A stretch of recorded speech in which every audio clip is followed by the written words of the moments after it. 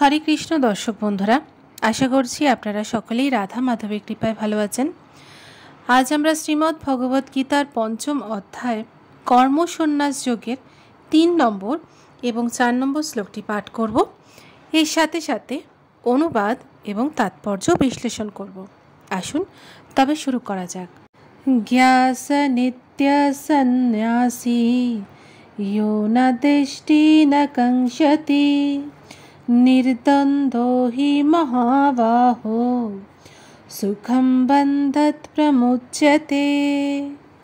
অনুবাদ: হে মহাবাহ, যিনি তার কর্মফলের প্রতি ঘৃণা বা আকাঙ্ক্ষাযুক্ত নন তাকেই নিত্য সন্ন্যাসী বলে জানবে। এই প্রকার ব্যক্তি দ্বন্দ্বরহিত এবং তিনি পরম সুখে কর্মবন্ধন অতিক্রম করে মুক্তি লাভ করেন।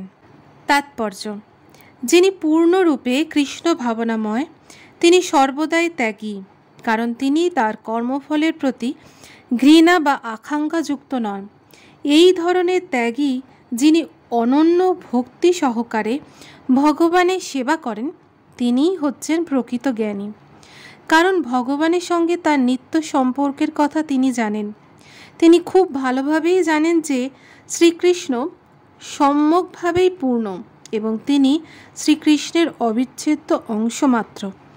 এই জ্ঞানই যথার্থ জ্ঞান, কেননা তা গুণ বৈশিষ্ট্য এবং পরিমাণগত বৈশিষ্ট্যের বিচারও সত্য। ভগবানের সঙ্গে এক হয়ে যাওয়ার ধারণা ভ্রান্ত, কারণ অংশ কখনো পূর্ণেই সমান হতে পারে না। গুণগত বৈশিষ্ট্য জীব ভগবানের সঙ্গে এক, তবে পরিমাণগত বিচারে ভিন্নতা বিশিষ্ট। এই তত্ত্বজ্ঞানই পূর্ণতা দান করেন।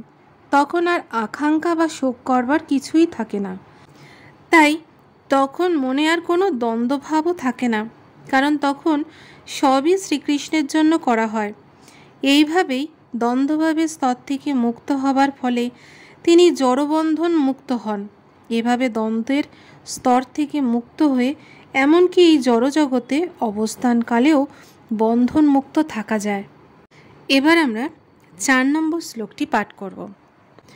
সাংখ্যযোগো পৃথগ্বালাঃ প্রবদন্তি ন পণ্ডিতাঃ একম্প্যস্ততি সম্যক উভয় বিন্দতে ফলম।